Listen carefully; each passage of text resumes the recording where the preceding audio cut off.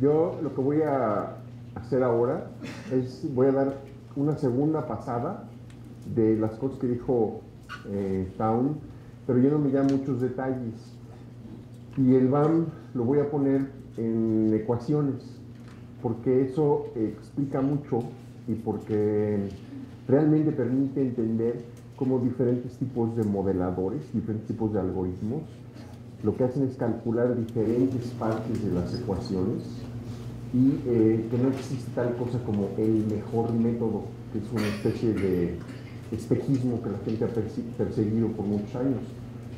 Se puede demostrar como teorema que no hay un mejor método. Eso no lo voy a hacer. Es la consecuencia de un teorema de la economía matemática que se llama el teorema de que no existe the silver bullet, the no silver bullet theorem, ¿no? Es un teorema muy general, pero se los voy a explicar por la vía de las ecuaciones, que además son ecuaciones realmente muy simples. No voy a hacer nada de álgebra complicada, ni de cálculo, ni nada así. Es casi nada más que utilizar símbolos de manera regular para referirnos siempre a la misma cosa, y eso es algo que sí es de mucha utilidad. Entonces, y por eso se llama barrer la cocina y escombrar la cena, porque lo primero que queremos hacer, vamos a estar hablando después sobre cómo funcionan varios algoritmos para modelar nichos y áreas de distribución. Entonces, este tema con el que empezó a hablar Town, de qué son nichos y qué son áreas de distribución, es realmente muy importante. Hace un momento Leticia preguntó, bueno, ¿y qué onda con cierto tipo de variables que se consumen? Bueno, es que no puede uno hacer estas definiciones de nichos sin especificar de qué tipo de variables está uno hablando. Y es un poco lo que voy a estar hablando. La cantidad de confusión que ha surgido por usar los términos de manera libre es increíble, es simplemente increíble. Y les voy a dar dos ejemplos de la literatura clásica. Este es de Rapoport. Todo el mundo sabe del libro de areografía de Rapoport. Bueno, empieza su libro diciendo: las áreas de distribución son las sombras que producen los taxa, que son otro concepto, sobre la pantalla geográfica, ¿no? Estudiarlas es como medir fantasmas. Y bueno, en cierta forma, si lo piensa uno o 2 segundos, es cierto. Las áreas de distribución no existen como tal, son conceptos, son ideas. Lo que existen son los individuos de las especies, y lo que existe es la capacidad nuestra de detectarlos o no en algún lugar después de haber hecho cierto tipo de operaciones de observación, ¿no? Pero el área de distribución no existe, no tiene existencia física, es un concepto. Y ahí les doy otra cita, ¿no? La mayor parte de los ecólogos estarían de acuerdo que el nicho es un concepto central de la ecología, incluso aunque no sabemos exactamente qué significa, ¿no? Entonces, ¿qué estamos tratando de hacer? Estamos queriendo cazar fantasmas usando conceptos que nadie sabe lo que son. Ese es un problema que realmente no puede dejarse así nada más. Tiene uno que formalizar las cosas y tiene uno que operacionalizar las cosas, porque no basta nomás con definir algo. Uno tiene que decir cómo voy a medir esa cosa que se refiere a la operación. Y eso es lo que yo les voy a hablar ahorita durante una hora o por ahí, ¿no? Claro que hay modo de escaparse de esta mala noticia de andar cazando fantasmas con redes transparentes. Y empieza con esta idea que Town les acaba de presentar, lo del diagrama de BAM. Pues yo les voy a hacer el énfasis en una cierta cuestión, que es qué tipo de variables son las que utilizamos para definir el área A. Son lo que se llaman variables xenopoéticas. ¿De dónde viene la palabra variable xenopoética? Es una palabra que inventó Hutchinson, pero no lo inventó en el artículo ese famoso que todo el mundo conoce, que salió en los Cold Spring Harbor Symposium on Quantitative Biology. lo escribió en un capítulo de un libro, que es un libro muy interesante, pero que casi nadie utiliza, se llama el libro azul, grandote azul, que está lleno de citas en latín, de palabras griegas, de textos clásicos, porque Hutchinson era un señor muy culto, que tenía mucha capacidad para relacionar cosas diferentes, ¿no? En ese libro hay un capítulo completo sobre Nietzsche, y allí Hutchinson dice: es muy importante distinguir en el espacio multivariado dos clases de variables.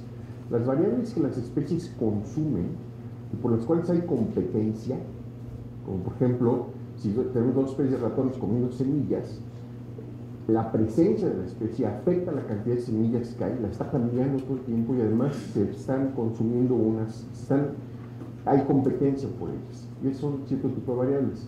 Y Hutchinson dice: y hay otras que se llaman xenopoéticas, él les puso el nombre. Xenopoético viene de las raíces griegas de las que crean el escenario, las que generan el escenario, ¿no? El escenario donde se va a dar la competencia o el consumo de los recursos, que es el punto que hacía notar Leti. Obviamente no basta con tener el clima correcto, tengo que tener la comida que como, ¿no? O el hábitat que utilizo, que es otra variable importante que no hemos mencionado. Lo que hace la variable xenopoética es dar las condiciones. Y esas son, por ejemplo, la clásica variable xenopoética es cualquier variable climática. Las especies no compiten por la temperatura promedio del mes de febrero. Ahí está la temperatura promedio del mes de febrero. Y la toleran o no la toleran, pero no la consumen, no se la acaban. ¿Okay? Bueno, todo lo que nosotros hacemos en modelación de nicho es con variables xenopoéticas. Pero esta idea a veces no se hace explícita. Entonces, todo el tiempo estamos viendo en la literatura casos en los que hay como que una confusión de, bueno, el nicho sí, pero nadie me da datos sobre con quién compite o qué comen o quién se los depreda. Pues no, porque no es de esos. Eso está en la otra parte, en la de las variables interactuantes. Y esto lo voy a detallar con ecuaciones, con mucho detalle, dentro de un ratito. Entonces, o si quieres, te digo en turno. Quieran o no. Ok. Yo pensé que querías ofrecerme tu asistencia. Entonces, miren, el círculo A, que es súper importante, se refiere a los requerimientos de tipo fisiológico. La manera más precisa de medir esto es, como parece que va a haber un proyecto aquí, que es el que va a ser el grupo de Jorge Fonduve, es por medio de experimentos fisiológicos, que son los que revelan partes del nicho fundamental. La literatura tiene bastantes de esos ejemplos. Son comunes, sobre todo en lo que se refiere a temperatura, sobre todo en lo que se refiere a estrés hídrico, son relativamente comunes para especies de importancia económica. Por ejemplo, se conoce bastante bien por experimentos fisiológicos los límites de crecimiento en temperatura para especies agrícolas, para plagas, para muchos mosquitos que transmiten enfermedades, etcétera, etcétera. Sobre todo para bichos que son fáciles de manipular en el laboratorio, ¿no? Porque si yo me pongo a hacer experimentos de nicho fundamental usando tigres de Bengala, les muevo la temperatura para no se mueren y donde me va a caer encima todas las sociedades protectoras y no voy a poder hacer ningún experimento con tigres de Bengala. Pero sí puedo hacer experimentos con pulgas de agua, y no hay sociedad protectora de pulgas de agua que me venga a decir que es cruel, que le eche yo sal o que les suba la acidez o que les baje la acidez a las pulgas de agua. Entonces puede uno medir perfectamente bien los requerimientos fisiológicos. Estos tienen que ver con el corto A. Son variables desacopladas, no reactivas, son las que llamamos xenopoéticas. Cuando empezamos a publicar en esto, uno de los referees de uno de los primeros artículos que mandamos dijo: pero no usen la palabra xenopoética porque es una palabra horrible, y más en inglés es difícil de pronunciar, ¿no? Pero a mí me parece que sea tan horrible, y además Hutchinson la publicó, y Hutchinson yo lo admiro mucho que sea. Entonces yo sí le voy a seguir usando xenopoéticas, pero lo que se refiere son variables que están desacopladas, que no hacen la mariposa monarca va a existir. La existencia o no de la mariposa monarca no cambia el clima, pues, ¿no? El clima tiene su propia dinámica y es muy interesante, y va a afectar a la mariposa, pero la mariposa no le afecta en cambio al clima, ¿no? Son más o menos, sí, pero la existencia de un bosque sí cambia el clima. Sí, sí. Entonces no es que exista. Bueno, pues entonces no uses este esquema teórico para un bosque que sí cambia el clima, pero sí lo puedes usar para un montón de especies que no cambian el clima. Yo nunca hablo en universales, o sea, no hay nada de lo que voy a decir, absolutamente nada que se aplique a todo, más que esto que acabo de decir. Todo tiene excepciones, pero van a ver que es un esquema razonablemente general que permite hacer mucho, pero claro que tiene excepciones, y una de ellas es lo que acabamos de decir, ¿no? El albedo, o sea, los bosques de Siberia tienen un albedo, y si eso se movieran va a cambiar, va a tener un efecto climático, por supuesto. Ok. Y la otra cosa que tienen estos datos xenopoéticos es esto, que es de terrible importancia, que es que tenemos una cantidad de datos bestiales sobre esta historia, ¿no? Porque hay terabytes de datos sobre los climas, sobre la topografía, sobre el aspecto, sobre la elevación, sobre muchas otras cosas disponibles. Entonces, eso es una de las razones que han hecho que este campo de la modelación de nicho, pues como que estalle, que tenemos una cantidad de datos gigantesca que se pueden utilizar para definir este tipo de variables, las de la A. Ahora, las de la B. Yo soy ecólogo de poblaciones, yo inicié mi vida marcando las alas de maripositas y siguiendo dónde ponían los huevos y qué avispa, qué especie de avispa era la que se comía los huevecitos de las mariposas con los que trabajaba. Son datos de por acá. Son súper importantes, sobre todo a cierta escala, a escalas finas. Pero tener datos de este detalle es tremendamente difícil. Realmente es trabajo siempre de años para un específico sistema, en un lugar específico, y si me cambio de montaña o me voy a otra cuenca, las cosas van a cambiar. Entonces, el problema del círculo B no es que no sea importante, es que tenemos muy pocos datos.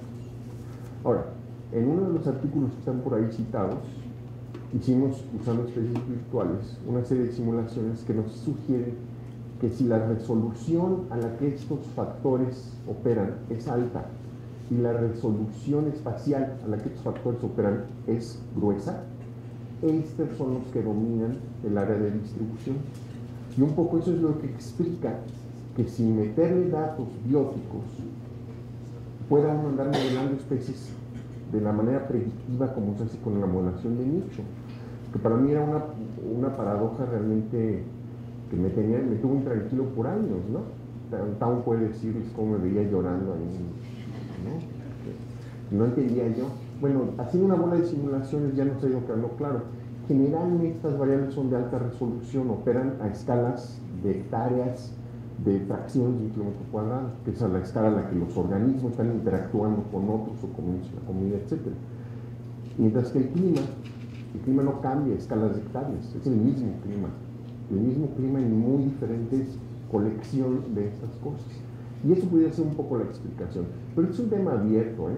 Los de ustedes que tengan estudiantes o que sean estudiantes que quieran hacer doctorados, estos son temas muy interesantes. ¿Cómo es que el círculo B y el A interactúan? Bueno. Luego el círculo M. Como les dijo Town hace un ratito, está casi universalmente ignorado, pero es muy importante. Entonces nosotros vamos a estar aquí dándoles mucho lata con el círculo M. Les vamos a dar un montón de ejemplos de cómo es que se puede tal vez utilizar, cómo se puede generar. Probablemente no les vamos a poder dar la receta de cocina que diga la forma de escoger bien M es A, B, C y D. Pero lo que sí les vamos a pedir y lo que el Arconavio realmente va a necesitar es que sean explícitos respecto a qué círculo M utilizaron. ¿Cómo fue que definieron su área M? De eso sí les vamos a dar ejemplos de cuáles son las maneras de hacerlo que nosotros hemos explorado. Hay otras probablemente y no tenemos todavía demasiado bien una receta, pero sí sabemos que es muy importante. Se refiere, como Town ya se los nota, a los movimientos de dispersión de las especies, ¿no? Entonces, primera primera cosa de repaso. Hay algunas ideas que son muy importantes. En primer lugar, recuerden que vamos a estar haciendo la diferencia entre las variables que son xenopoéticas, que no interactúan, y las que sí interactúan. Cada vez que nosotros decimos nicho, el espacio de variables que estamos usando es de este estilo, xenopoéticas. ¿Okay?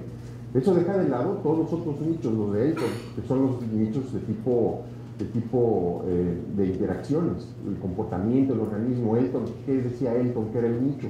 Pues el papel que jugaba una especie en la comunidad en la que vivía, ¿no?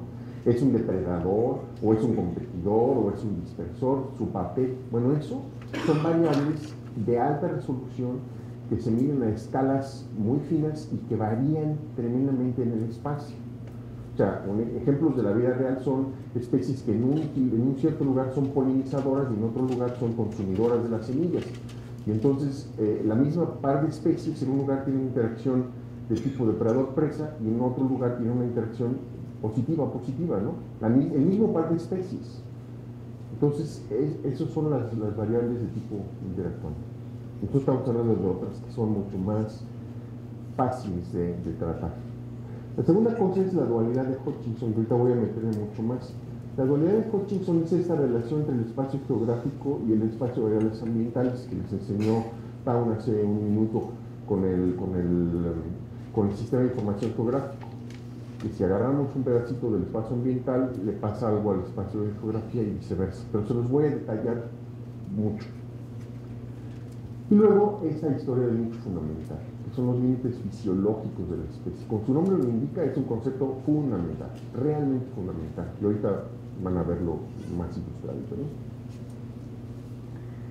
¿Qué tanto se ve? ¿Se ve bien? Esto que está aquí, la dualidad de Hutchinson, ¿cómo se operacionaliza? ¿Cómo lo hago de tal forma que, cuáles son las operaciones que puedo hacer? Bueno, tengo que usar en el sistema de información geográfico rasters. Y lo que me da es una retícula. Esa retícula está con la resolución, yo la escojo. Ustedes tienen que decirnos a qué resolución, tienen que decir a la Conavio, a qué resolución están operando su análisis. Son rasters de medio grado, son rasters de un cuarto de grado, son rasters de cuánto. En Europa es muy clásico que hacen los rasters de 50 kilómetros. Para mí es escandaloso, porque 50 kilómetros aquí, imagínense, o sea, cambia todo en 50 kilómetros, ¿no? Pero bueno, cada quien usa los datos que tiene.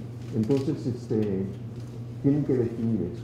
Para cada uno de los elementos de este espacio es donde están las áreas de distribución. Un área de distribución es un subconjunto de esto.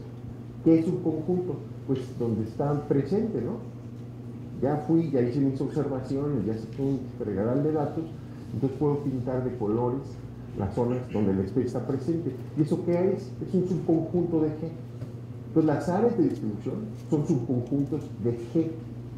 ¿Ok? Bien. Cada punto de estos tiene una combinación ambiental, que está en 2 dimensiones, con precipitación y temperatura usando los datos de WorldClim. ¿Okay? Pero hay muchos que uno puede utilizar. Aquí hay nada más 2, normalmente puedo usar 3 o 4 o 5. Hay quien hace las 19 variables, nosotros los vamos a desaconsejar, no es conveniente usar todas las variables, por razones que ya van a ver después, ¿no? Pero este es entonces todas las combinaciones de precipitación y temperatura que hay en esa región del mundo. Este es el espacio E, ¿ok? Lo que les decía hace rato, la especie que está por aquí, pues percibe el mundo en términos de estas combinaciones que están acá, y estas perciben el mundo de otra forma. Y esta es la frecuencia. Entonces quiere decir que seco y razonablemente frío es tremendamente común, es lo que más abunda. Esto es súper importante, lo voy a estar repitiendo porque es lo que está detrás de Maxent. Cuando Maxent dice que usa background, lo que hace es calcular esto. Entonces es muy importante, y por supuesto que si yo escojo un área más chiquita, cambie esa distribución. Bueno, todo esto ahorita lo voy a poner hasta con ecuaciones. Entonces, generalmente el número de celdas que hay aquí puede ser diferente del número de combinaciones distintas que hay acá. Lo que hace que sea la misma cantidad es que ustedes tengan suficientes variables a suficiente resolución. Y si hay suficientes variables a suficiente resolución, entonces va a haber un punto aquí y un punto nada más acá. No es el caso en este ejemplo, porque aquí hay repetidos. ¿Ok? Pero si ustedes lo hacen con suficiente resolución, van a lograr que el número de elementos aquí en G sea igual al número de elementos en Y. Esto que estoy poniendo aquí se llama la dualidad de Hutchinson. ¿Dudas, comentarios, preguntas? Ella.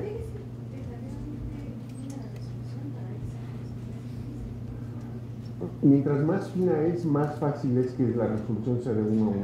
Si ustedes tienen así gordotes de 50 o de 100 kilómetros de 1 grado, entonces están usando promedios y va a haber montones de repeticiones, ¿no? Con 1 kilómetro, usando World Clean, a 1 kilómetro y usando 4 o 5 variables, ya caracterizaste casi únicamente todo el hemisferio occidental. Y a 1 kilómetro estás hablando de 180,000 píxeles, ¿no? Y casi todos son diferentes unos de otros. Ok. Perdón, la pregunta que hizo ella es si el cambiar la resolución hace que cambie esto de la correspondencia de 1 a 1. Que la respuesta fue que sí, ¿no? Las resoluciones muy gruesas, la correspondencia no es buena, ¿no? Porque hay muchos climas repetidos, en promedio, ¿no? Bueno, Tao se enojó porque utilicé este dicho, que es uno en el que él ha hecho publicaciones y yo no. Entonces, le estoy agandallando su research. Imagínense que esta chinche, este es el nicho fundamental. ¿Se alcanza a ver allá atrás? Es un óvalo, yo lo inventé, porque que yo sepa, nadie ha hecho los experimentos de laboratorio, de ponerse a ver los límites de temperatura y los límites de humedad en los que puede vivir este bicho. Pero si alguien lo hace, va a encontrar que es alguna cosa que probablemente tenga una forma no muy ovalada, tal vez con un poquito hacia un lado, pero esencialmente de este estilacho, ¿ok? Estas son las combinaciones de temperatura, precipitación, humedad, a las que este animalito puede vivir. Ese es un nicho fundamental. No tuve que ir al campo a medirlo, ¿ok? Lo medí en laboratorio, o lo habrá medido en el laboratorio. Si en lugar de esto hubiera usado una pulga de agua, les puedo dar datos de la literatura, o por ejemplo, otro de los que se ha hecho son con gorgojos de los granos, en que la gente ha hecho los experimentos, y entonces están pintadas en el paper, esas cosas. ¿Por qué lo puse ovalado? Porque casi todos los que yo he visto son más o menos ovalados. ¿Ok? Bueno. Y esa es la otra razón, porque si son elipses es muy fácil hacer las matemáticas. Ok. Entonces ahí está la G y ahí está la E. Cada punto aquí tiene su correspondiente punto acá. ¿Ok? Y me puedo mover de aquí para acá y de aquí para acá. ¿Cómo se hace eso con el sistema de información geográfica? Es el otro elemento tecnológico que ha cambiado todo esto. Los SIG son a este campo lo que el microscopio fue a la biología celular. Sin SIG no hace uno de estas cosas, punto. Pero en teoría las podría uno hacer. Si tuviera el tiempo y las ganas de pasarse sacando para 170,000 pixelitos donde está puesto su clima, ¿no? Pero esto se lo hace uno en SIG, en segundos. Y son operaciones perfectamente repetibles, bien definidas, que si lo vuelvo a hacer lo mismo, me va a dar el mismo resultado exactamente. Y eso es la operacionalidad de esta historia, ¿no? Ok, entonces ahí está. Usé la misma escala para el nicho fundamental que para este de acá. ¿Cómo lo hice? Pues la estandaricé con una transformación de Z, que es que le resté la media y lo dividí entre la desviación estándar. Ese es otro tema de este curso, va a ser cuando queremos transformar los datos de las variables ambientales y cuando no, y cuáles son los pros y los contras de andarlos transformando. Aquí están transformados. ¿Para qué? Pues porque yo los pueda encimar, ¿no? Aquí están encimados. Este es el nicho fundamental, encimado con lo que existe en este momento, porque este es el clima ahorita. Si hubiera pintado esa misma nube con datos de hace 10,000 años, tiene otra forma totalmente distinta. Y si los pinto con datos de dentro de 1000 años, también va a ser de otra forma distinta. Esta nube, que es el clima, está cambiando todo el tiempo. Y cuando uno las ve, porque ahora ya hay los resultados de las simulaciones, se pueden echarlo para atrás 120.000 años o más, es de un grado de dinamicidad inverosímil, cómo se está moviendo la nube, se cambiando, parece como de una película de ciencia ficción, ¿no?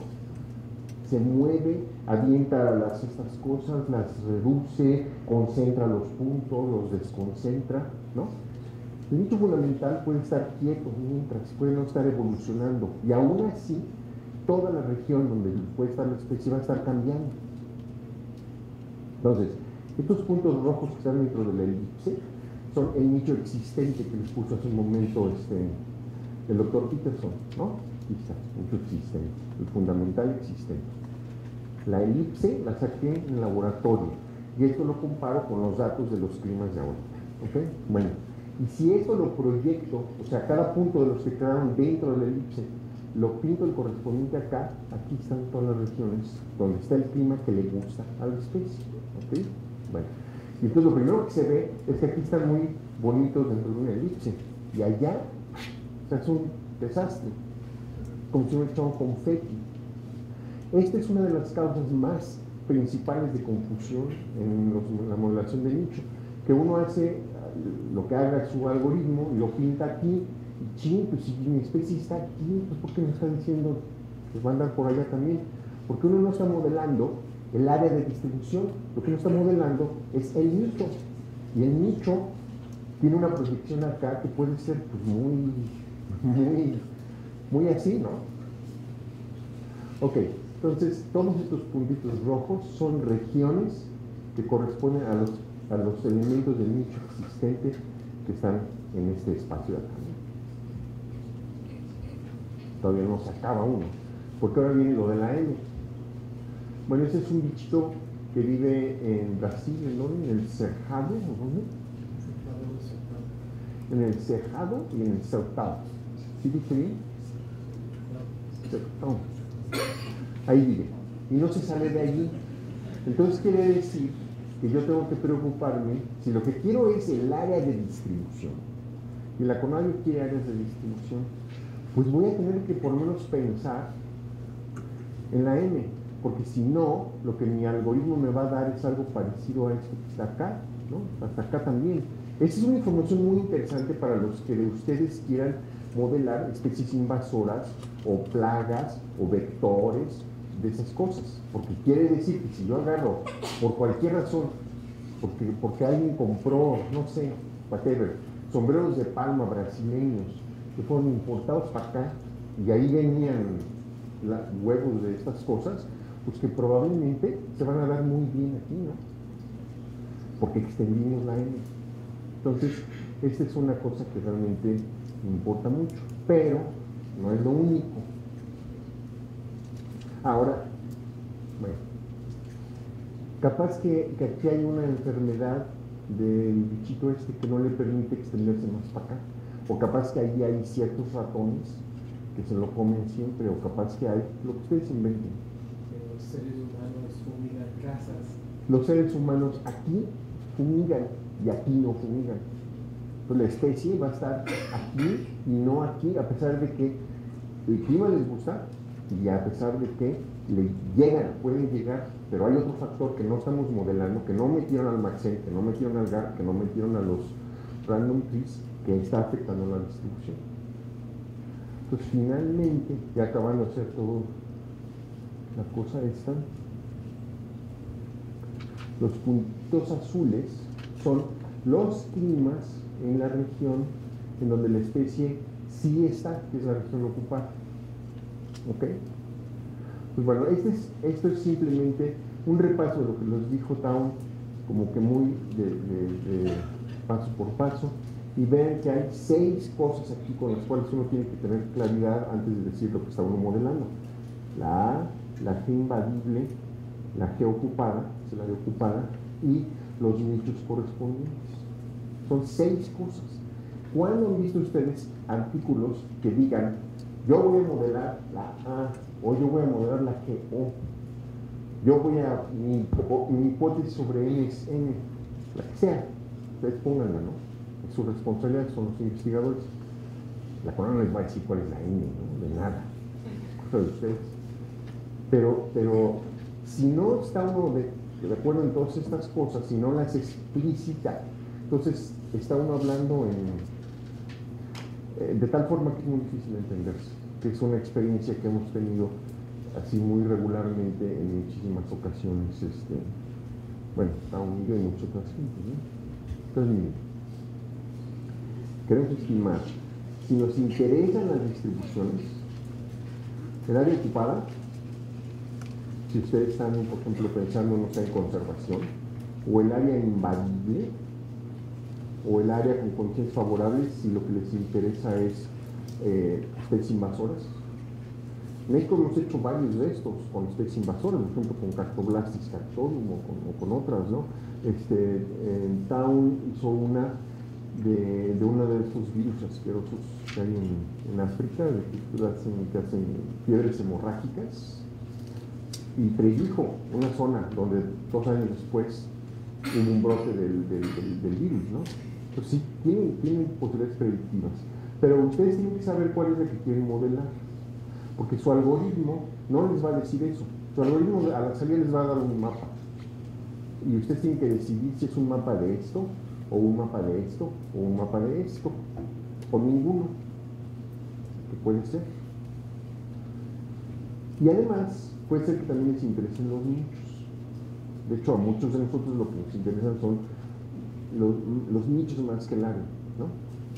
El nicho fundamental, y le puse que es como el santo grial, porque todo el mundo anda detrás del nicho fundamental, o mucha gente anda detrás del nicho fundamental, y es muy difícil de estudiar, porque tiene que hacerse por la vía de experimentos o de argumentos biofísicos. Hay quien los modela utilizando, los estima utilizando argumentos de tipo biofísico sobre estrés hídrico y cosas por el estilo, y usando modelos, por ejemplo, de qué tamaño es el bichito, y hacen un modelo de metal de ese tamaño, de qué color es, lo pintan de ese color, y luego le encajan termómetros y cosas por el estilo, y miden cosas, y se pueden hacer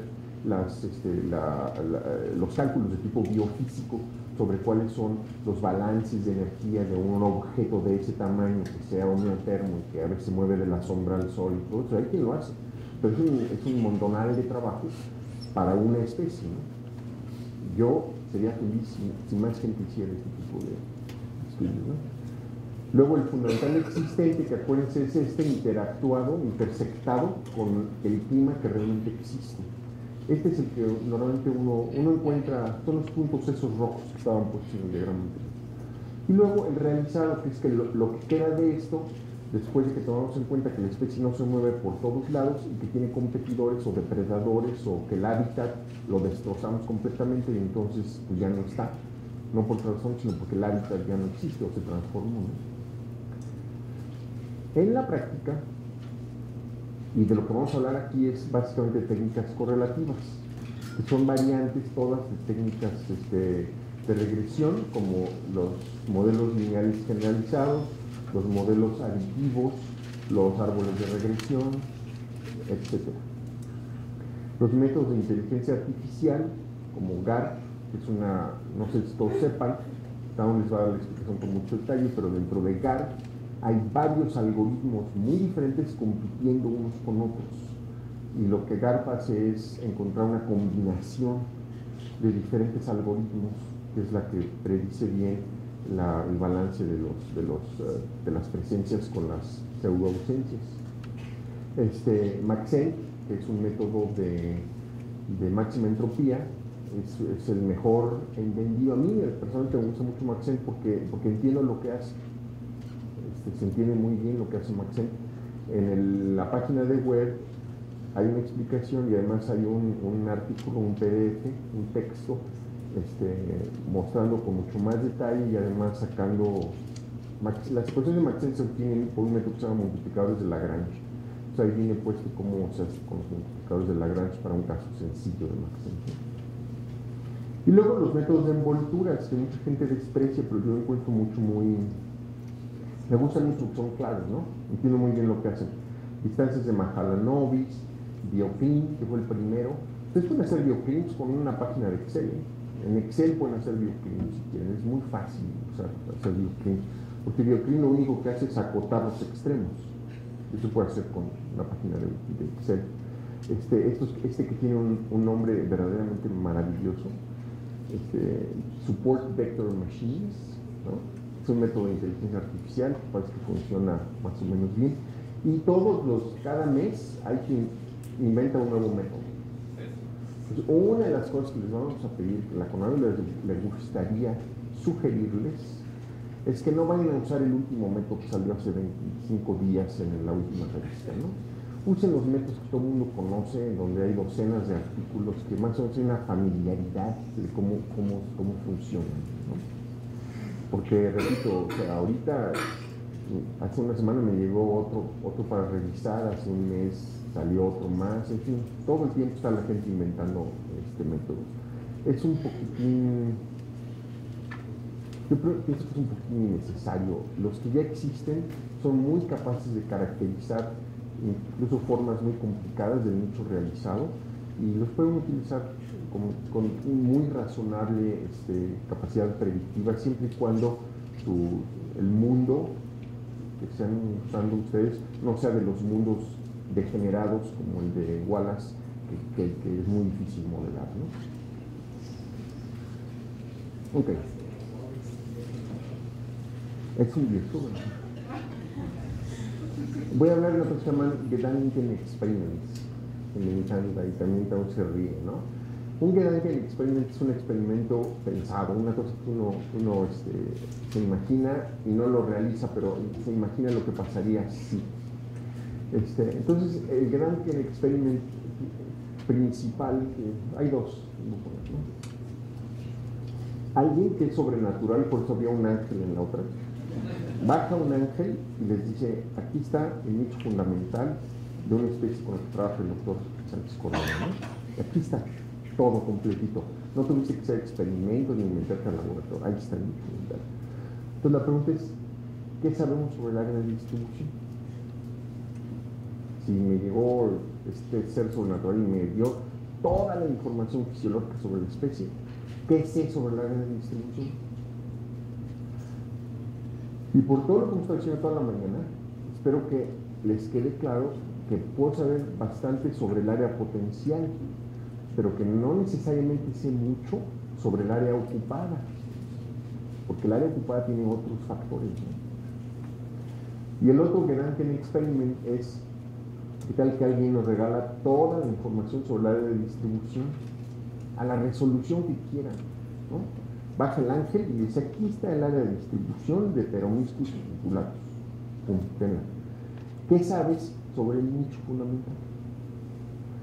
Y pues espero que quede bien claro después de todo lo que hemos estado hablando en la mañana, que sabe uno como que la cota de abajo, porque está contenido pero no sabe uno el nicho fundamental. Entonces, por eso hay estas ecuaciones que son simplemente una manera de decirlo en símbolos.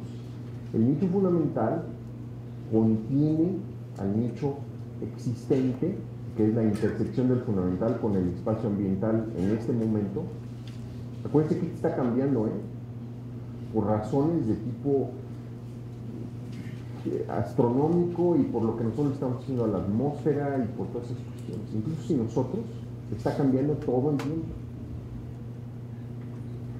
Y ese nicho existente contiene al nicho realizado. Y en algún lugar por ahí en medio está lo que estamos estimando, que es lo que está en rojo, que tiene un gorrito.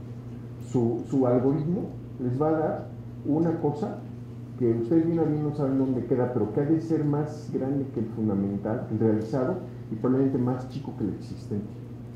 Probablemente, estoy totalmente seguro.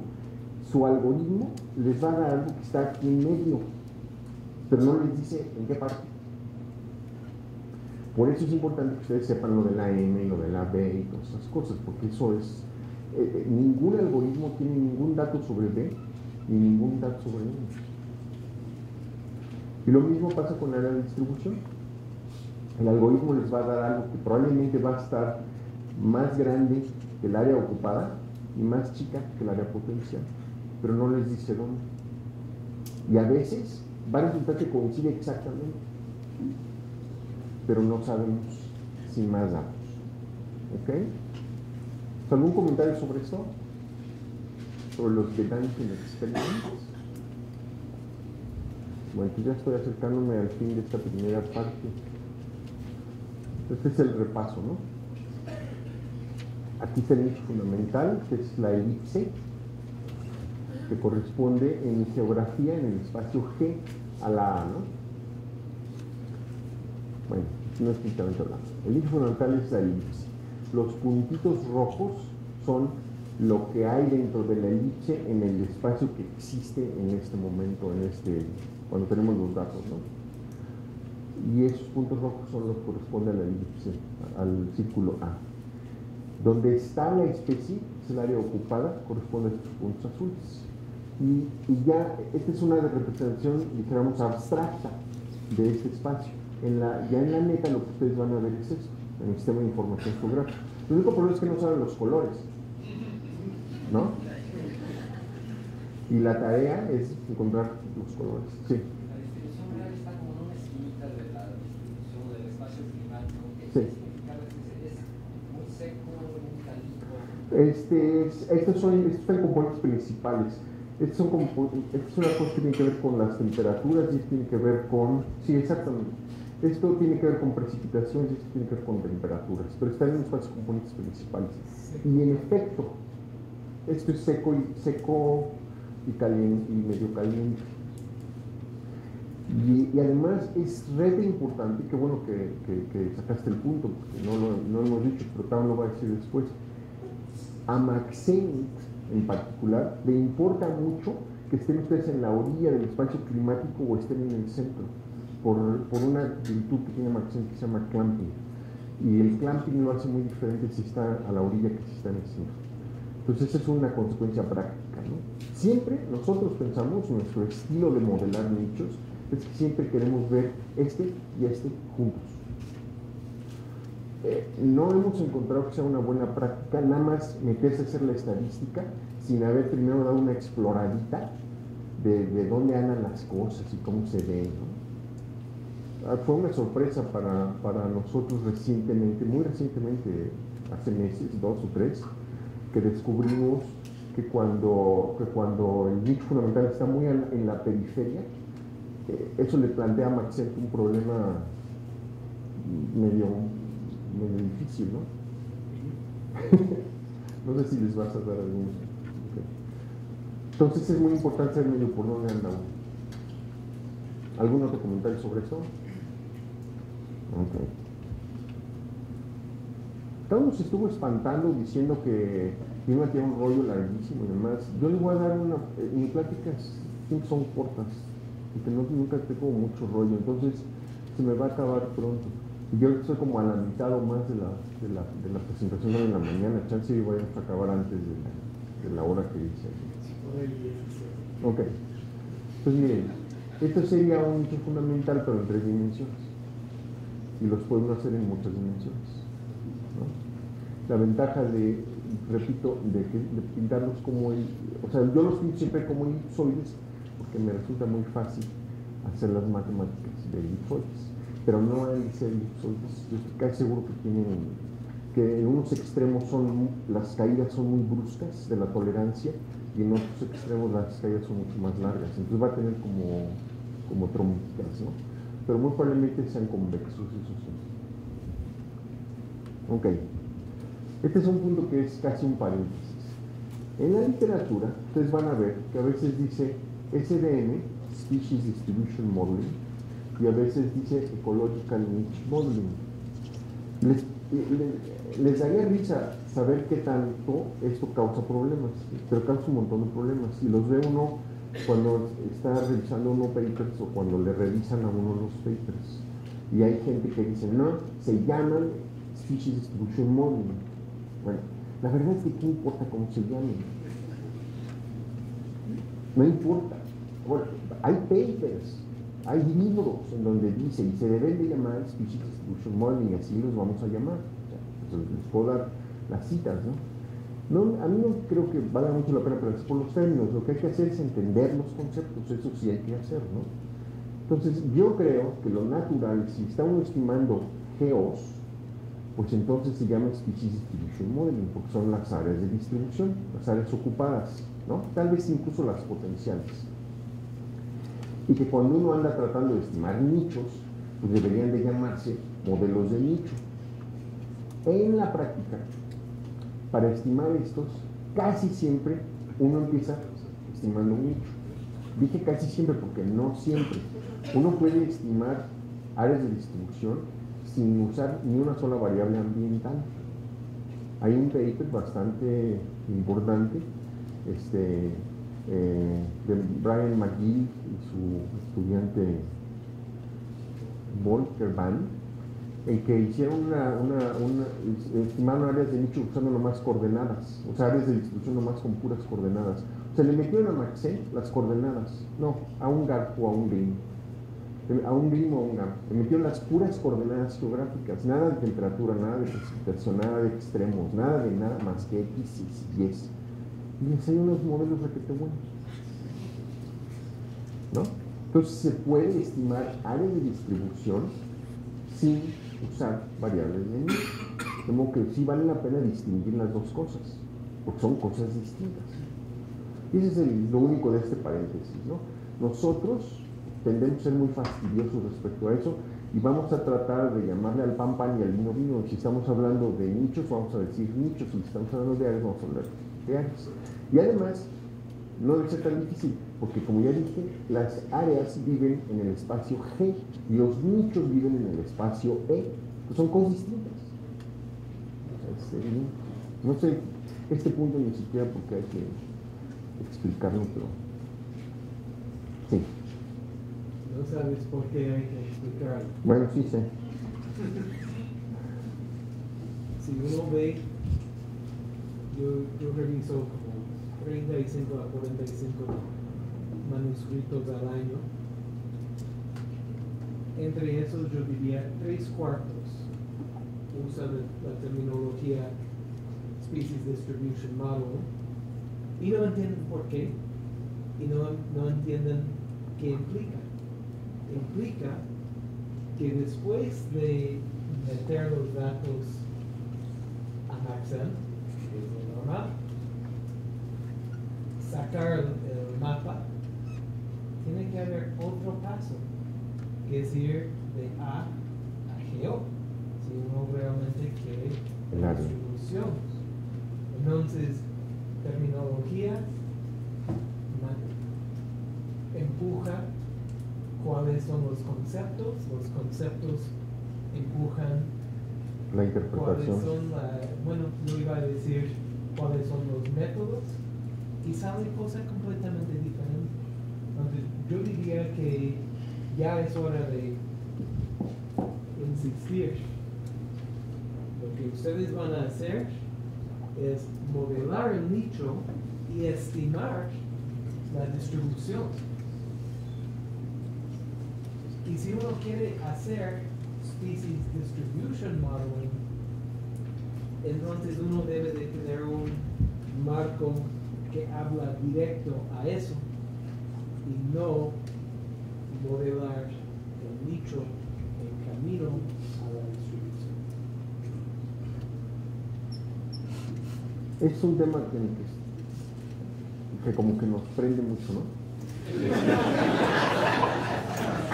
Entonces, hay que ser explícitos al respecto, pero nos prende porque estamos absolutamente seguros de que esto que les acabo de decir es lo correcto y nos causa bastante molestia esta historia de estar todo el tiempo teniendo que debatir con gente que está diciendo que lo que está modelando es un área, cuando no es lo que está modelando es el área, lo que está modelando es uno de los subconjuntos de E, y luego se imagina que lo que modeló es el área, pero pues no es. O sea, es una de las áreas, es la A, pero hay otras dos. Y entonces, ¿cuál le interesa, no? Es un tema. Ok. Entonces ahora voy a ya entrar a una cosa un poco más, menos verbal, con más símbolos. Pero no son, no voy a hacer ninguna matemáticas complicadas. Lo único que voy a hacer es usar símbolos con algunas poquitas cositas de matemáticas. Ok. Entonces, esta es una especie virtual que inventamos nosotros. Le inventamos el nicho fundamental. Como no me dejaron hacer una elipse, lo hicieron con un rectángulo, ¿no? Entonces, es como un nicho fundamental como de bioquímica, ¿no? Es una especie que vive entre límites de temperatura y de precipitación que más o menos corresponden a toda el área que está en anaranjado. ¿Ok? Esa es la A de esa especie inventada por nosotros. Y después le inventamos diferentes M's. Ese fue el ejercicio que hicimos. Le inventamos esta M que está aquí, o sea, lo que estamos diciendo es, bueno, esta especie nomás se mueve en esa zona de color azul pálido. No sé si todo el mundo la alcanza a ver allá atrás, ¿no?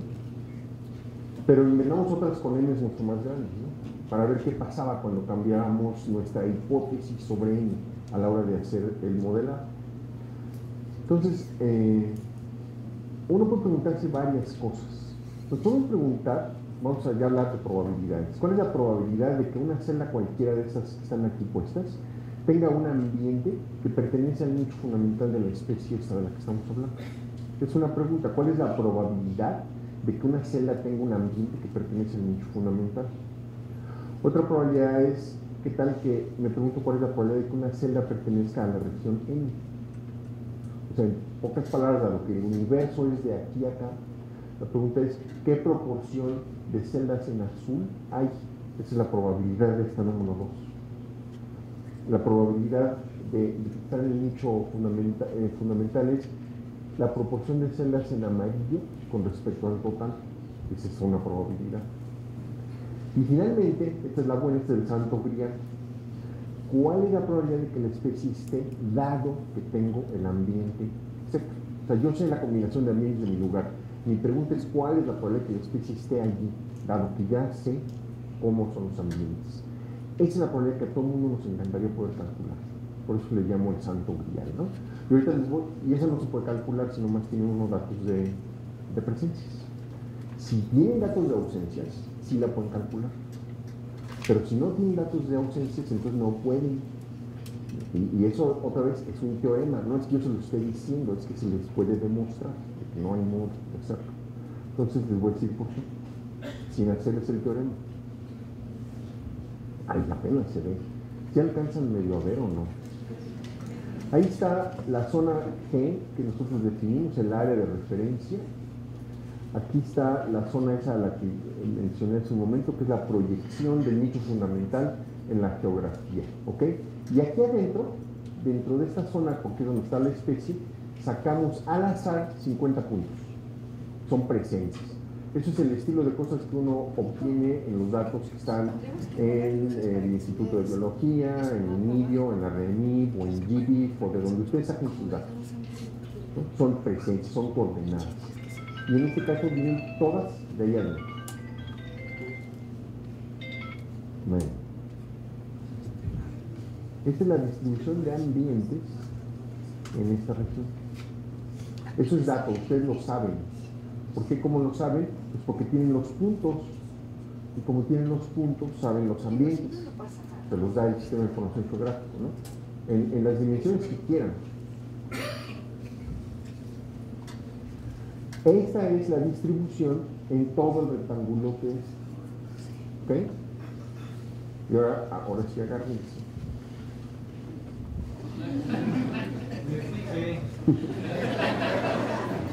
Ok. Este es el santo grial, ¿ok?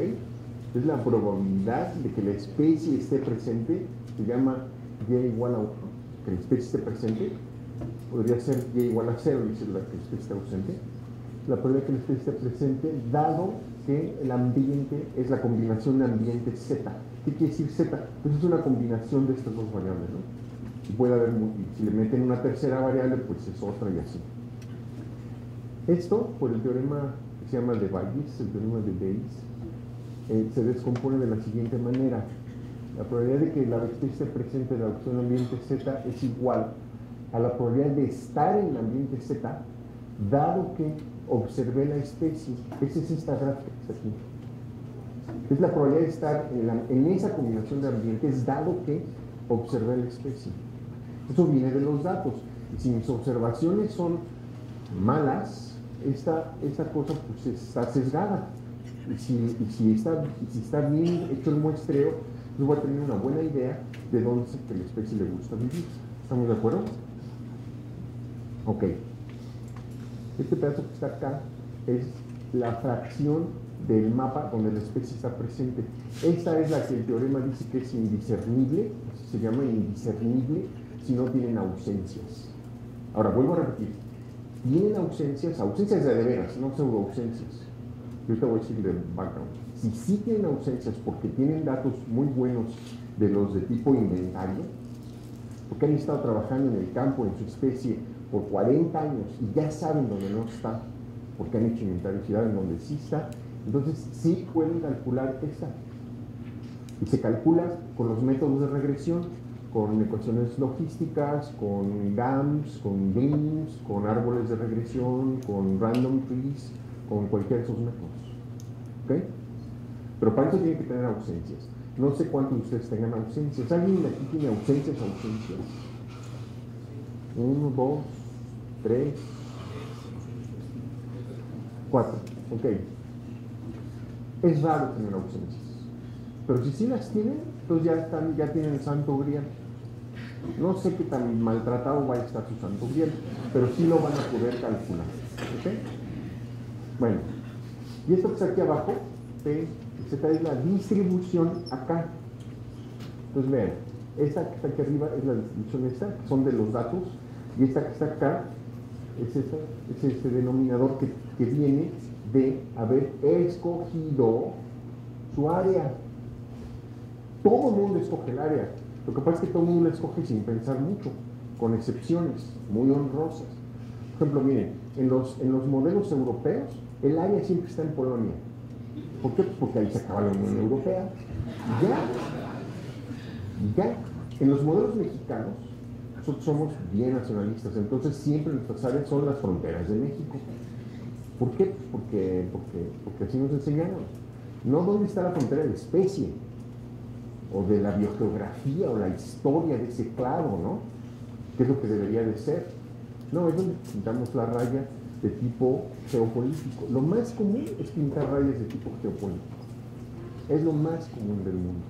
Y lo que yo les estoy diciendo es que, ok, píntenla como quieran, nomás que sepan que lo que están haciendo es cambiar esta distribución y que esta distribución está en el denominador de su probabilidad. Entonces, cuando la cambie, cuando escojan otro rectángulo de estos, están cambiando la conformación de su problema. ¿Ok? Bueno, la probabilidad de que la especie esté presente, esta no es marginal, esta no depende del medio ambiente, esta es simplemente la proporción de área donde la especie está presente respecto al total del área.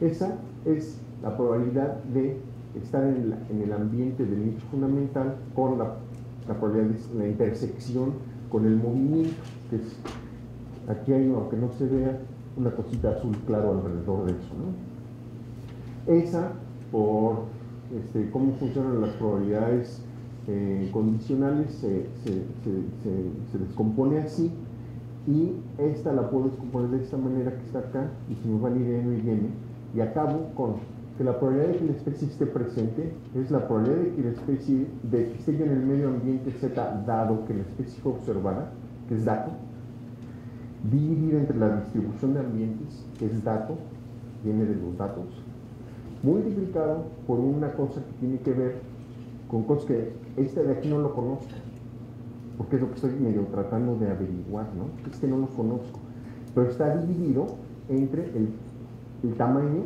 del área completa que yo escogí, y entonces sí es responsabilidad de ustedes decir de qué tamaño es ese, porque si no me dicen, pues si es chiquita, la probabilidad es completamente diferente que si es grande, ¿no? Finalmente, esto que está en áreas de distribución se puede combinar y transformar en nichos. Entonces, el factor ese de proporcionalidad es el tamaño del nicho realizado entre el tamaño de su espacio ambiental. Entonces, El problema de estas ecuaciones, que yo creo que son muy importantes, muy fundamentales, en parte las derivamos en nuestro grupo y en parte vienen de los artículos que ha escrito Phillips, que es el autor de Maxent, y sus colaboradores, Dubik y Warren. Lo importante de estas ecuaciones es que muestran cómo esta cosa se puede calcular, es la probabilidad de presencia, si ustedes tienen datos de ausencias. Esto es lo que calcula Maxent. Sí. En realidad, tiene entonces es en función del tamaño del área más que la forma del área.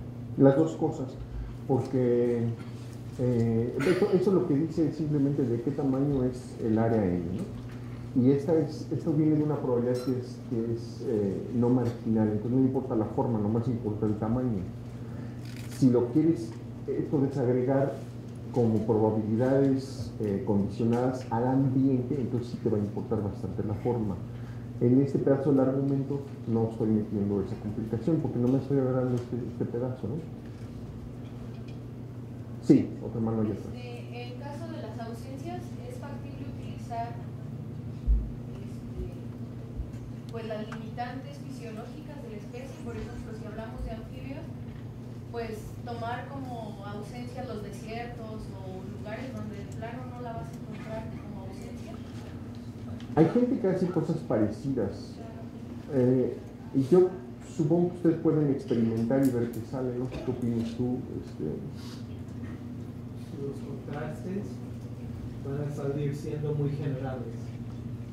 Es decir, si digo solo donde sé que la especie no ocurre, donde es bajo capa de hielo o sistema marino, o, bueno, no voy a exagerar, donde tal vez es demasiado seco, y si esos son los nodes, y estás comparando nodes y seas, el contraste va a simplemente reconstruir lo que ya sabías. Intentamos usar estos métodos para entrar más en detalle. Para darles el ejemplo, un ecofisiólogo de plantas en nuestra universidad pues hizo estudios muy detallados de la respuesta del, ¿cómo se dice en español? Del heno. Sí. La respuesta de heno a condiciones microclimatológicas. Y bien interesante porque invirtió todo su trabajo de doctorado en caracterizar, creo que eran 3 dimensiones. Y le dijimos entonces cómo interactúan esas 3 dimensiones. Sí, no sé. Porque no son los diferentes factoriales. Entonces, queremos no limitarnos a las cosas que ya sabemos. Más bien lo que queremos hacer es dejar que los datos de ocurrencia nos enseñen lecciones que no sabemos. Y en ese mundo tenemos que dejar que los datos negativos se acerquen más a los datos positivos. Y además hay otro punto que Town les va también a platicar con mucho detalle. Cuando están ustedes haciendo el contraste del modelo para ver que también hizo las predicciones, es muy común usar un método que se llama el área bajo la curva, el AUC. Bueno, el AUC depende enteramente de qué tamaño es la G esta. Si la hacen grande, están haciendo el AUC cada vez mejor y mejor y mejor porque le están acertando a todas las ausencias, ¿no? Es una proporción de ausencias. Entonces, cuando ustedes si ustedes definen las ausencias de manera demasiado generosa, o sea, ok, no está en ningún desierto, pues tampoco está en el polo norte, pero pues tampoco en el polo sur, pero pues tampoco en el mar, pues pueden hacer la G muy grandotota y eso les va a afectar el resultado de su análisis de AUC. Entonces, yo más bien sugeriría que lo piensen un poco en términos más bien de tipo biogeográfico. ¿Por dónde va la historia de su cloud? ¿No sería lo contrario? ¿Perdón? O sea, cuando tú dices no está en el polo norte, no está en el desierto, se va achicando, en lugar de hacerse más grande. Exacto. O sea, le vas haciendo más ¿cierto? Ustedes lo que se les va a pedir es que digan cuál fue su G, no necesariamente que nos digan esta es la buena, pero que sí sepamos cuál fue para que se pueda repetir después, para que cualquiera que después revise el trabajo o en el paper que publiquen o los papers, sea replicable el análisis. Porque si no se lo dicen a uno con mucha claridad, no va a ser replicable. Y la otra opción, o más bien el otro punto, es que sea de preferencia una hipótesis biológica, no arbitraria. Ok, le puse la raya aquí porque ahí se acaba México. Bueno, ok, pero es una especie de los desiertos de Norteamérica, entonces seguramente va a haber también en abundancia en Arizona y en Nuevo México y en cachos de California, ¿no? Entonces usen un área de referencia que tenga sentido biológico, no nomás sentido geopolítico. Entonces, a ver, repase rapidísimo. Pero el problema, perdón, Sí, sí. pero el problema es cuando tienes grupos o especies que tienen una distribución muy amplia, ¿no? En mi caso, pues hay especies que vienen desde, pienso en una especie que viene desde Argentina y termina en la Florida, por este lado de México, y del lado del Pacífico que llega a Sonora. Entonces, pues, si yo atiendo a tu recomendación, tendría que modelar todo el continente, ¿no? Entonces, ¿qué hacemos en estos casos tan extremos en este continente? ¿Qué es lo que te impide modelar todo el continente? Pues ahorita mi falta de experiencia en este tipo de trabajos me asusta pensar en tener lo que hacer, porque yo lo que tengo son datos de distribución de mis especies en México, validados con certeza, etcétera. En la medida en que yo me muevo hacia abajo, voy a tener incertidumbre, me vaya a pasar lo de los ácaros con la paloma, ¿no? En donde hay varios complejos de especie y eso me estoy moviendo en esa movenza. Lo ideal sería tener datos de todo el continente. Si pasa lo que tú dices, que además probablemente va a ser bastante común, yo lo que te sugeriría es simplemente que utilices un área razonablemente grande, que no lo vayas a acotar nada más al llegar al río Suchiate y ahí se acabó el problema, sino que le des un poco más de espacio, ¿no? Pero no, la solución real es, ok, otros 2 años sacando datos y depurándolos.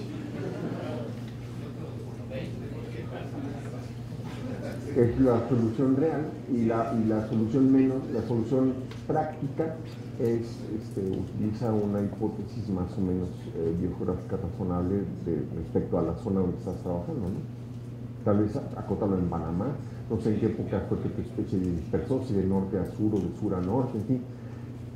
Mucho de lo que les vamos a estar diciendo todo este tiempo es que tienen que pensar más allá de meter puntos y capas y apretarle a Maxent o a Gart o a quien sea y sacar un mapa. Tienen que pensarle a la biología y a la historia de su pueblo. Sí, para que yo pueda modelar la distribución de especies, necesito conocer ausencias para entonces poder tener el área ocupada en la geo. Dice que prácticamente si no tengo ausencias nunca voy a poder modelar la distribución de especies sobre el nicho. No, sí puedes, suponiendo que tengas una hipótesis sobre ello, porque entonces haces la interacción, aunque no tengas ausencias. Si sí tienes ausencias, vas directo aquí a un método de regresión. Si no tienes ausencias, vas a tener un área potencial más o menos modelada, ¿no? Pero si además tienes una hipótesis sobre dónde es que la especie se ha movido, entonces puedes recortar muchísimo esta área, ¿no? Puedes tener hipótesis de tipo biogeográfico. Nosotros hemos usado ese método en varias ocasiones. O sea, es ok, ¿dónde están las barreras? Dado que es una especie que se mueve de tal y cual forma, ¿a dónde nunca ha llegado? Por razones de tipo biogeográfico, ¿no? Y bueno, pues es todo esto, porque aquí hay unas montañotas en medio. Pues entonces puedes hacer una hipótesis sobre el área de distribución añadiéndole información extra. El único problema es que ninguno de los algoritmos que usamos en esta actividad considera eso explícitamente como parte del método. Esa es la segunda, yo creo que esa es la siguiente generación de modeladores de nicho, donde esté metida la N, ya como una variable. Sí. ¿podrías aclarar cuando dices datos de ausencias, de qué estás hablando? Porque yo hablé de background, pseudo ausencias, ausencia actual y ausencia potencial, podríamos decir. Ok, empiezo con la fase. Background es esto. Por ejemplo, Maxent, que usa background. Maxent lo que hace es poner 10.000 puntos al azar en este espacio y estima esta cuestión.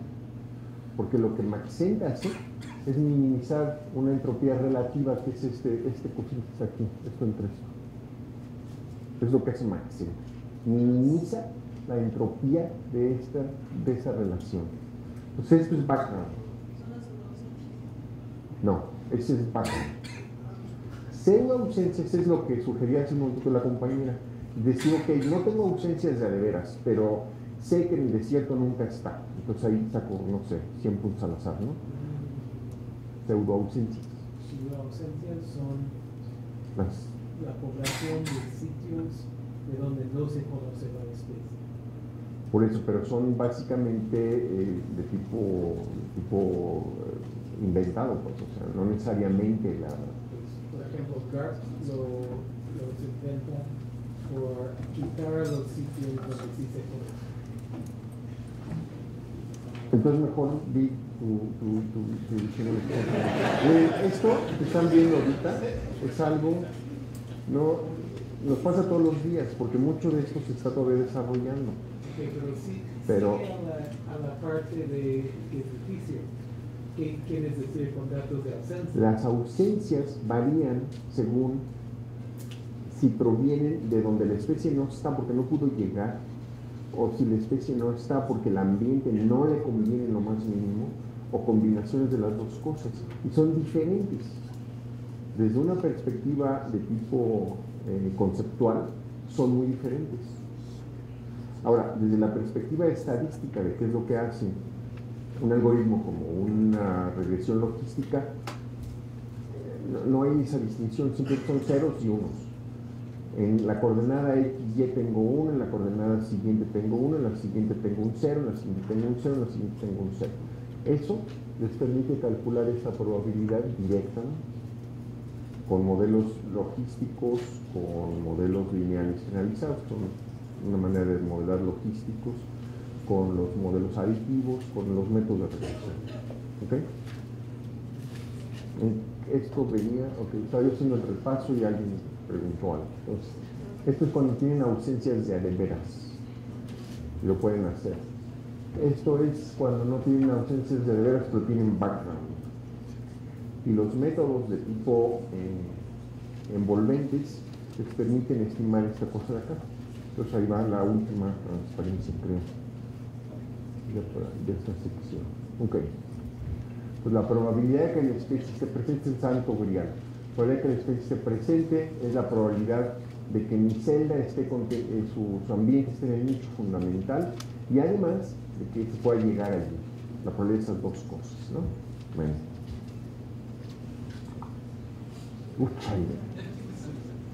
No se ve absolutamente nada.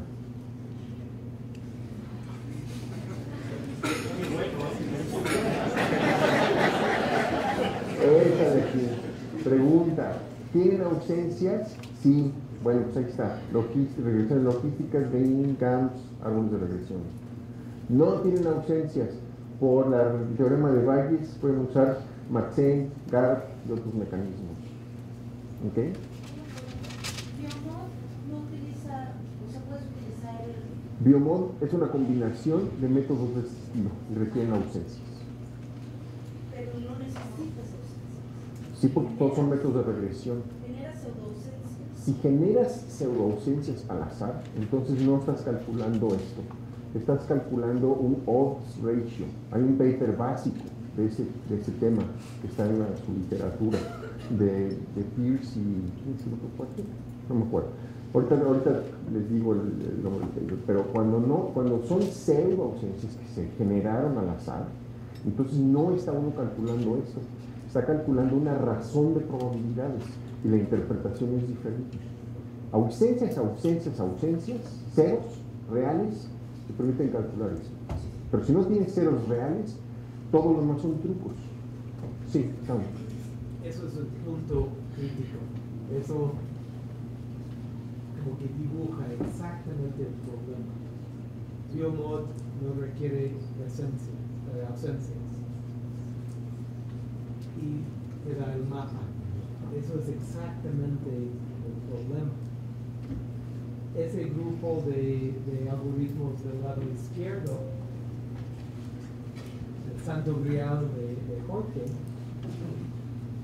aunque tengas otro estilo de dato para documentar ausencia, en este caso cosas inventadas, de todas formas te da un mapa. Y si no aplicas un marco conceptual, que es lo que Jorge te está dando, puedes interpretar ese mapa de diferente manera. Lo que es preocupante, o tal vez lo que es el papel de intercambios como esto, es precisamente que los que inventaron estos algoritmos, Garp, Maxent, Biomod, todos esos, no presentaron los algoritmos en un marco conceptual. Entonces, Biomod toma datos de presencia, toma datos ambientales, abracadabra, ¡puf!, hay un mapa. Y Garp hace lo mismo y Maxent hace lo mismo. ¿Cuáles tipos de presencias? ¿Cuáles tipos de datos de ambiente? ¿De dónde y cómo son los datos de ausencias? ¿Cuál es el área de calibrar el modelo? Todo eso es parte de ese marco conceptual y nadie ha tocado ese tema. Simplemente nadie. No Wilfred Twiler, no David Stockwell, no Stephen Phillips, no Jay Nealon, porque no han tenido ese marco.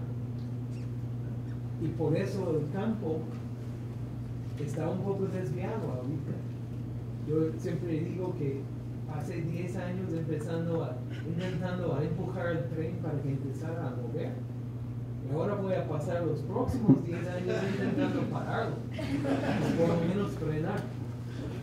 El artículo que te digo es el de Pierce y Boyce de 2006, está en Journal of Applied Ecology, y dice, es uno de cómo modelar distribuciones with presence only data.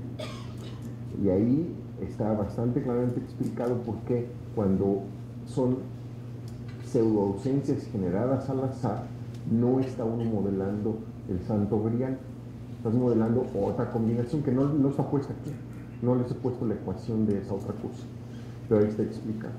Entonces Biomod tiene, cuando no le das ausencias verdaderas, te genera otra cosa un poco diferente,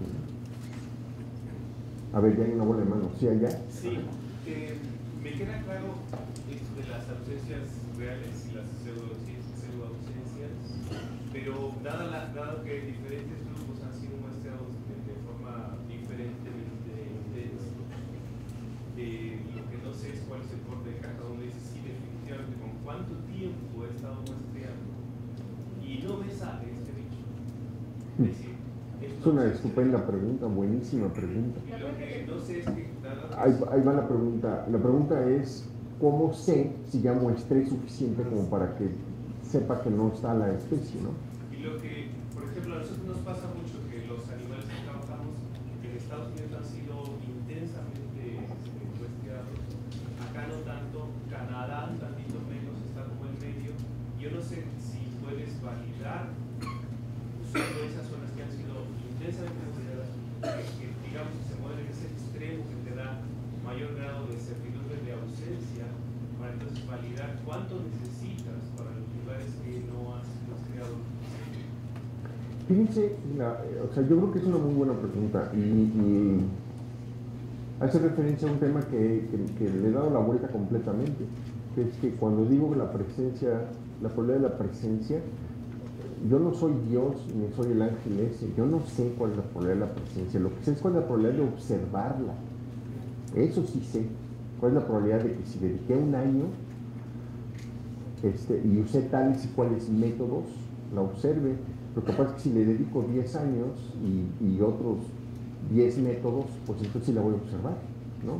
Entonces está metido la metodología y el tiempo de observación, que no lo hemos discutido, y probablemente no lo vamos a discutir mucho porque es todo otro tema. Pero entonces ciertamente afecta la calidad del trabajo de campo para poder decidir si la especie está ausente o no está ausente, ¿no? Entonces, ¿qué es lo que haría?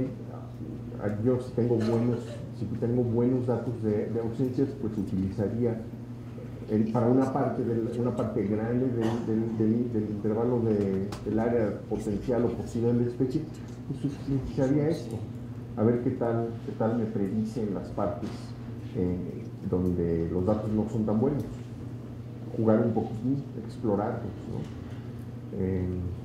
Pero pues no tengo una mucho mejor respuesta, no sé si...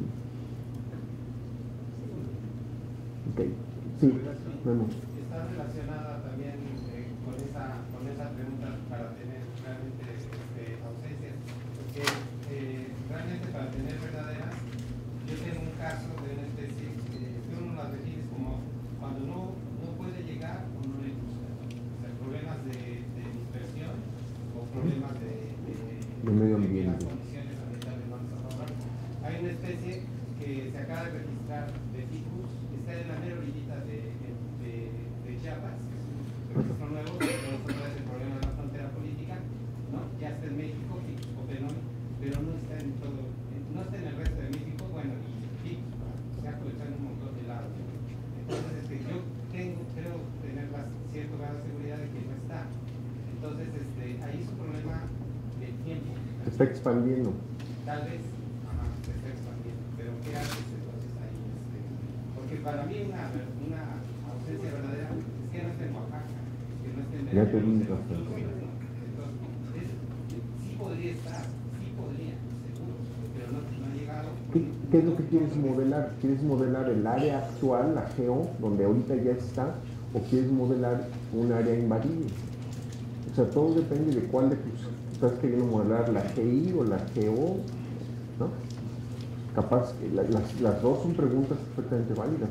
¿Te interesa un área potencial porque la especie tal vez se esté expandiendo? Se puede eso, ¿no? Sí, Rafael, ya Sí, gracias, doctor. Yo le agregaría todavía algunos problemas adicionales a lo que señalaba Guillermo Ibarra, porque no es lo mismo los datos que él ha podido, digamos, verificar aquí en México a los datos que pudieran estar registrados en bases que no necesariamente los pueda, digamos, validar, esté absolutamente seguro. Y a eso habría que agregarle la complejidad que mencionaba él mismo sobre la sistemática de picos, ¿no? Estarán bien identificadas las cosas, en fin, hay que, digamos, hacer muchos supuestos para trabajar con estas cosas, ¿no?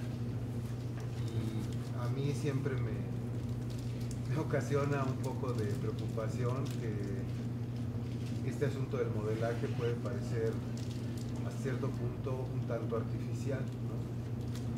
Y bueno, eso es lo que... Mira, yo creo que el punto es válido y además mucho de lo que es estas pláticas que le estamos dando, sobre todo el día de hoy, a lo que se refiere es a que hay complicaciones y que no puede uno nomás meter la máquina de modelar y apretar el botón y sacar mapas.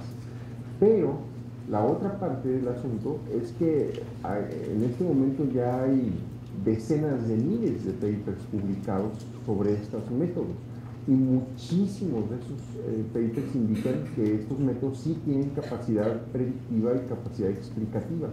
Entonces, un poquitín la pregunta es, bueno, ok, mi problema es de los que es modelable con estos métodos, porque son métodos muy poderosos. Realmente lo hemos visto en una tras otra ocasión en que se predice en lugar donde una epidemia no había sido observada y de repente ya se observa poblaciones relictuales de especies en lugares donde no se habían explorado y ahí está la mancha y va uno y la encuentra la especie. Especies nuevas pero muy cercanas filogenéticamente a otras que se modelaron, que son hermanas porque el nicho no ha evolucionado todavía suficiente. áreas de dispersión de especies invasoras, por todos lados. Ahí encuentra uno casos muy interesantes en que estos métodos, que medio que ignoran tanto, sin embargo sí están capturando una señal importante. Y para mí, de hecho esto es para mí, como ecólogo de poblaciones, un cambio de paradigma mucho, muy fuerte. Yo de lo que me estoy dando cuenta es que a ciertas escalas amplias lo que importa es el ambiente y la especie va detrás, todo el tiempo va detrás, y todavía no hemos hablado ni vamos a hablar de evolución del nicho, porque aquí estas cosas están evolucionando. ¿A qué velocidad? ¿Qué es lo que está evolucionando? Tenemos ciertas evidencias de que evoluciona el espacio, pero pues otras cosas evolucionan. Creo que la pregunta es muy relevante, pero en el mismo momento lo que debemos de hacer, mi broma de por la mañana fue: ¿quién aquí no tiene problemas con sus datos? Ahora, alguien que salió al campo con un GPS y que es un experto con ese taxón produce un nivel de error, esperamos, mucho muy bajo comparado con el que va a GBIF o a SIVA o a VertNet y simplemente cosecha datos que otros produjeron. Parte de la cosa es, sí, debemos de luchar para tener los mejores datos, pero parte también es de ajustar a las metodologías que usamos, manteniendo en mente que hay ruido en la señal. Entonces vamos a hablar del parámetro E, por ejemplo, al rato, y eso es cuánto error supones hay en tus datos, y eso es cuánta tolerancia tienes en los resultados. Entonces el parámetro E es una cosa que explícitamente habla de esos problemas. Y hay varias cosas que varios temas que vamos a tocar en el próximo día y medio, y Raúl va a dar todo un módulo respecto a cómo limpiar los datos o señalar datos dudosos.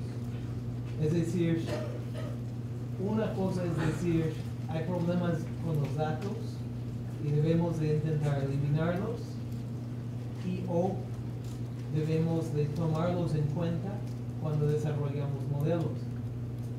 Otra cosa es lo que se dice en inglés, throw the baby out with the bathwater. Se puede decir, y me he encontrado con varios grupos de investigación que dicen, hay problemas con los datos de ocurrencia, hay problemas con los datos de ambientes, hay problemas con los modelajes, y de repente no hacen nada.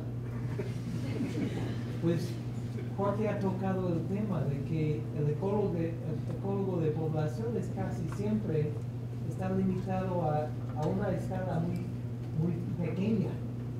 Creo que hubo la estadística de que 90% de lo que se publica en Ecology se hace en escalas de hectáreas, de un metro cuadrado o menos, algo así.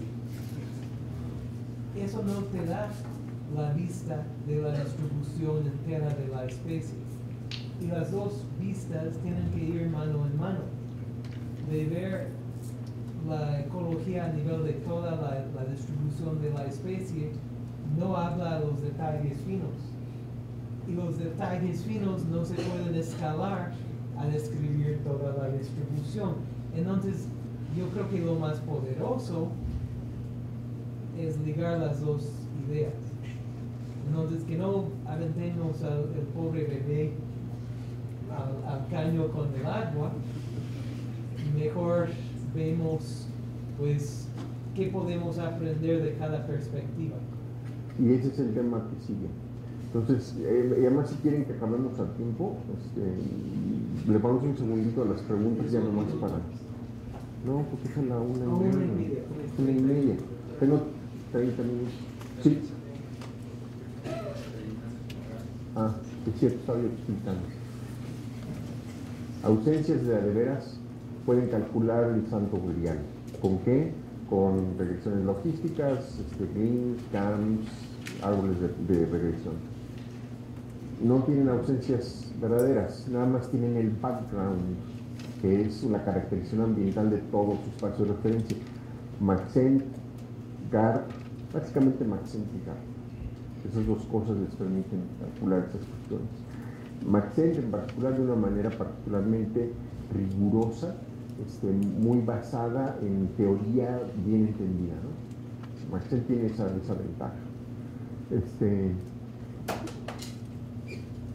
Si quieren usar otro tipo de métodos como BioCleans, Mahalanobis, Vector Support Machines, ENFAS, en fin, hay un montón. Entonces, lo que están calculando no es ninguna probabilidad. Estos dos les calculan probabilidades. Esto lo que hace es caracterizar un pedacito del espacio ambiental. Entonces, son tres cosas que desde la perspectiva de las matemáticas son muy diferentes. Pero desde la perspectiva del output, todas son un mapa. Todas, los tres, pum, pum, pum, les van a dar un mapa. Y entonces entra toda esta situación que ha causado tanta confusión, que es que en ausencia de un marco conceptual, pues es un mapa. Mi mapa que me hizo Maxent es el mismo, es un mapa que hizo, no sé, BioClim o que hizo un GAN. ¿Cuál es mejor? ¿Quién se cuenta mejor? ¿Qué quieres modelar, no? ¿Qué tipo de datos tienes? ¿Tienes datos de presencia? ¿Tienes datos de ausencias? ¿Tienes datos de background? Entonces, según qué tipo de datos tiene uno y según cuál de los 6 objetos que pusimos por ahí detrás quiere uno modelar, pues es el método, ¿no? Que se reduce al conocimiento tradicional mexicano. Según el sapo es la pedrada. Es tan sencillo como eso, ¿no? ¿Ya?